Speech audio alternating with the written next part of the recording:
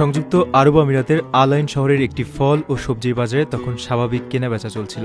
হঠাৎ সেখানে উপস্থিত হন দেশটির অর্থনীতি ও পর্যটন বিষয়ক মন্ত্রী আবদুল্লাহ বিন তৌকি আল মারি। বাজার পরিদর্শনের সময় এক নারী ক্রেতার অভিযোগের পরিপ্রেক্ষিতে তাৎক্ষণিকভাবে বিক্রেতাকে পণ্যের দাম কমিয়ে রাখার নির্দেশ দেন তিনি। সম্প্রতি সংবাদ মাধ্যমের ভিডিও প্রতিবেদনে মন্ত্রীর এমন জনবান্ধব আচরণের দৃশ্য উঠে আসলে তা সাধারণ মানুষের ব্যাপক মনোযোগ আকর্ষণ করে। ভিডিওতে দেখা যায় মন্ত্রী আবদুল্লাহ বিন তৌকি আল মারি বাজারের সার্বিক পরিস্থিতি ও নিত্য প্রয়োজনীয় পণ্যের দাম পর্যবেক্ষণ করছিলেন। এ সময় এক নারী ক্রেতা মন্ত্রীর কাছে অভিযোগ করেন যে বাজারে সবজি ও ফলের দাম অনেক বেশি রাখা হচ্ছে। ওই নারী জানান বাজারে লেবুর দাম 15 দিরহাম চাওয়া হচ্ছে। দাম এতটা বেড়ে যাওয়ার কারণ সম্পর্কে ওই নারী হতাশা প্রকাশ করলে মন্ত্রী বিষয়টিতে হস্তক্ষেপ করেন এবং সেখানে উপস্থিত দোকান মালিকের খোঁজ করেন।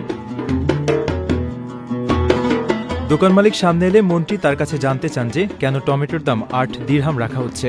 এ সময় তিনি বিক্রেতার কাছে থাকা পণ্যের মূল্যের তালিকা বা খাতাটি হাতে নিয়ে নিজেই খতিয়ে দেখেন। সবকিছুর খোঁজ খবর নেওয়ার পর ওই নারী ক্রেতার অভিযোগ আমলে নিয়ে মন্ত্রী বিক্রেতাকে নির্দেশ দেন তাকে যেন দামের ক্ষেত্রে বিশেষ ছাড় দেওয়া হয়। প্রবাসীর সিটিতে চলছে বহুল আলোচিত ফ্রি ফ্ল্যাট অফার, অর্থাৎ আপনি যে টাকা দিয়ে এখন ফ্ল্যাট কিনবেন 5 বছর পর সেই সম্পূর্ণ টাকা ফেরত পাবেন, আর সেই সাথে পাচ্ছেন একটি ফ্ল্যাট